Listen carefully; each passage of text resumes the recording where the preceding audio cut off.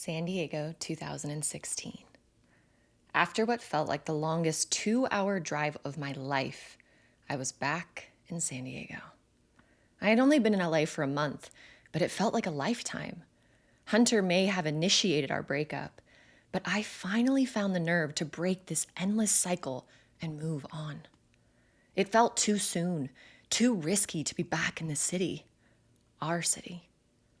Seeing the bay on my drive in used to spark so much happiness. All I felt now was angst. By the time I arrived at the tavern with Kelly, the celebrations were in full effect. Everyone acted like I'd moved to China with how excited they were to see me. It was nice, surprisingly nice. I thought I was ready to leave all these people in my rear view. Maybe I wasn't. "A shot for the birthday girl," I yelled, walking over to Kelly with 2 shots of tequila. "There's my girl, I missed you," Kelly slurred over the loud music, wrapping me in her arms. She probably didn't need another shot, but who was I to judge? I had drowned my sorrows with red wine and pizza for weeks.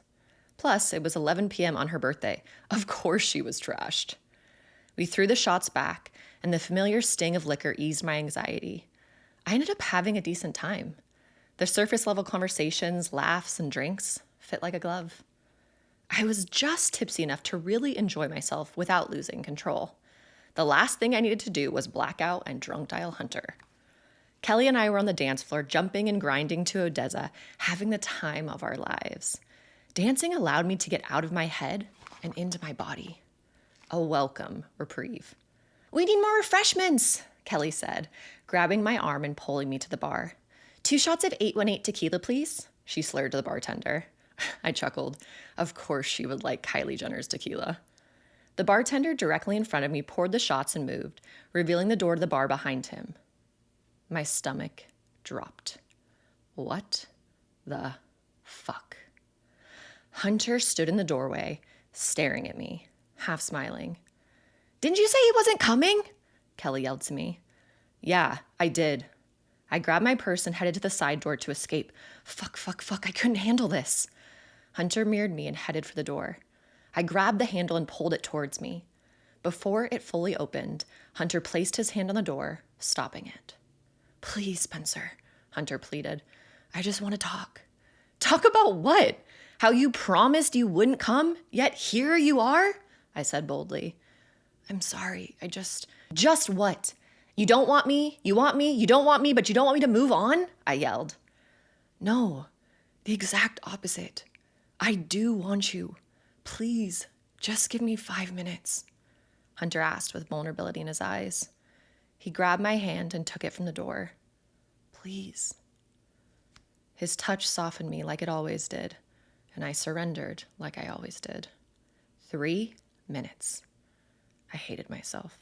His eyes lit up. "Thank you." I withdrew my hand from him and walked over to a small booth. I sat as far from him as I could, hoping the small amount of distance could save me. Hunter said something I couldn't make out. "What?" I yelled.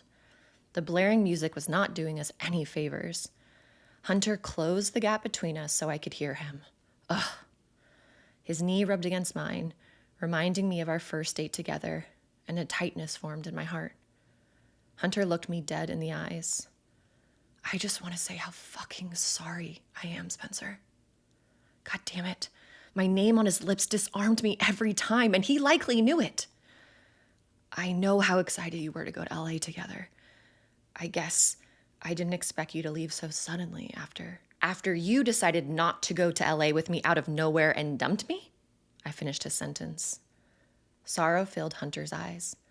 Yeah, that. "Yeah, that," I mirrored. "Please, I hate you being this mad at me. I hate how these last 4 weeks have felt without you. I miss you so fucking much," Hunter pleaded. "It doesn't matter anymore, Hunter.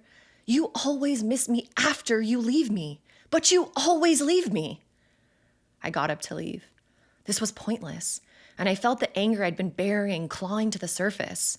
I didn't want to make a big scene on Kelly's night. "Please, Spencer, I have another minute." Hunter grabbed my wrist softly. "Your apologies hold no weight anymore because nothing ever changes," I said.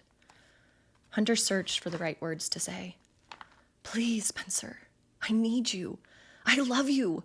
I want you back. I made the biggest mistake. I'm sick of all your mistakes. I want to be with someone who doesn't have to keep losing me to realize how much he loves me, I yelled, shaking his hold off of my wrist. Hunter stammered as his eyes glistened. Losing you made me realize you're the person I want to be with. I've heard that one before, Hunter, I said, walking away, leaving him alone in the booth. Hunter got up and came after me. I rolled my eyes and opened the door a second time. There was nothing he could say to change my mind. He broke my heart again after promising not to. First time, shame on him. Second time, shame on me. He got louder. Spencer, you're the love of my life. You're the only person that I want to marry. That word froze time itself. Marry. A word he had never spoken in 3 years of dating me. A word I was too terrified to utter. A word that unlocked the truest desire of my soul. I sat, stunned, blinking. Say something. Please, Hunter said, begging me and reaching for my hand. You don't mean that, I stuttered. I do, I really do. I love you and I know I've been awful, but we are made for each other, Stone. He planted a kiss on my palm. You and I both know it. It's time for me to stop resisting it. I considered his words. I couldn't convince you to live with me for 3 years, and now you want to marry me? Well, not like tomorrow, Hunter softly laughed. But I can't imagine. I don't want to imagine ever ending up with someone else, ever marrying anyone but you. I felt the armor around my heart cracking. This was all I wanted. Commitment. Being chosen by him forever. Logic began to warn me. I just moved to LA, Hunter. A fresh start following my dreams, finally. I looked away, terrified of what I was on the verge of doing. I'm afraid this isn't real. I'm afraid you'll change your mind again. Hunter grabbed both of my hands and kissed each knuckle. I won't, I promise. Like you promised you wouldn't come here tonight? I raised an eyebrow. That's different. I had to come here tonight. It was the only chance to get the love of my life back before she disappeared forever, back to her new life. Those words, love of my life. My resistance was weakening. My heart and mind were at war as We Found Love by Rihanna blared on the stereo system around us. Please, Spencer, one more chance, Hunter begged, holding onto my hands like his life depended on it. The song lyrics echoed the storm inside of me. Feel the heartbeat in my mind. It's the way I feel. I just can't deny. And then I surrendered. One more chance. But if you hurt me, I paused, letting the weight of it settle between us. I'll kill you. Hunter pulled me into his arms before I could say another word, kissing me with desperation that felt like a promise. I love you. Thank you. I love you so fucking much.